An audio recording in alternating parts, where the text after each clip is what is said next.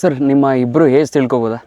Sir ನಂದು ಈಗ 21 ಆಗಿದೆ. 21. ಹೌದು. ಸರ್ ನೀವು 25 25. ಸ್ಟಾರ್ಟ್ ಮಾಡಿದಾಗ ಎಷ್ಟು ಇನ್ವೆಸ್ಟ್ಮೆಂಟ್ ಇದು ಮಾಡಿದ್ದು ಬ್ರೋ? ಅರೌಂಡ್ 35 ಲ್ಯಾಕ್ವರೆಗೂ ಆಗಿತ್ತು. ಅಂದರೆ ಸ್ಟೇಬಲ್ ಇರ್ಬೋದು, ಎಲ್ಲ ಥರ ಇರ್ಬೋದು. ಬಟ್ ಪ್ಯಾಷನ್ಗೋಸ್ಕರ ಮಾಡಿದ್ದು. ನಾವು ಇದನ್ನು ಯಾವುದೇ ಥರ ಬಿಸ್ನೆಸ್ ಮಾಡಬೇಕು ಅಥವಾ ಯಾವುದೇ ಥರ ನಾವು ದುಡ್ಡು ಮಾಡಬೇಕು ಅನ್ನೋ ಥರ ಮಾಡಿಲ್ಲ.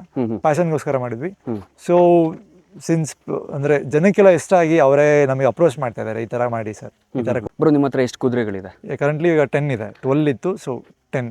ಪ್ರೆಸೆಂಟ್ಲಿ 10 ಹಾರ್ಸಸ್ ಇದೆ. ಹೌದು. ಎಷ್ಟು ಹಾರ್ಸಸ್ ಇಂದ ನೀವು ಸ್ಟಾರ್ಟ್ಅಪ್ ಮಾಡಿದ್ದು? ನಾವು ಸ್ಟಾರ್ಟ್ ಮಾಡಿದ್ದು 6 ಇಂದ. ನಮ್ಮ ಹತ್ರ ಹಾರ್ಸ್ ಟ್ರೈನಿಂಗ್ ಕ್ಲಾಸಸ್ ನಡೆಯುತ್ತೆ ಡೈಲಿ. ನಿಮಗೆ ಬಿಗಿನರ್ ಟು ಅಡ್ವಾನ್ಸ್ ಲೆವೆಲ್ವರೆಗೂ ಪ್ರೊಫೆಷನಲ್ ಟ್ರೈನಿಂಗ್ ಕೊಡ್ತೀವಿ.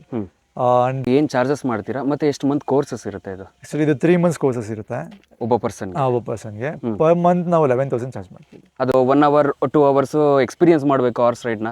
ಪಾಸಿಬಲ್ ಇದೆಯಾ ನಿಮ್ಮಲ್ಲಿ? ಅಂದ್ರೆ ನಮ್ಮಲ್ಲಿ ಸಫಾರಿ ಅಂತ ಇದೆ, ಅದರಲ್ಲಿ 3 ಪ್ಯಾಕೇಜಸ್ ಇದೆ. ಒಂದು ಲೇಕ್ ವ್ಯೂ ಇದೆ, ಇನ್ನೊಂದು ಮೌಂಟೇನ್ ವ್ಯೂ ಅಂತ ಇದೆ, ಇನ್ನೊಂದು ಫಾರ್ಮ್ ಲ್ಯಾಂಡ್ ಟೂರ್ ಅಂತ ಇದೆ.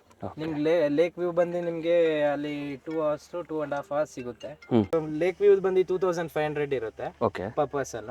ಮೌಂಟೇನ್ ವ್ಯೂ ಬಂದು ನಿಮ್ಗೆ 1,600 ಪರ್ ಪರ್ಸನ್ ಇರುತ್ತೆ. ಫಾರ್ಮ್ ಲ್ಯಾಂಡ್ ಟೂರ್ ಬಂದು 1,300 ಪರ್ ಪರ್ಸನ್ ಇರುತ್ತೆ. ಓಕೆ.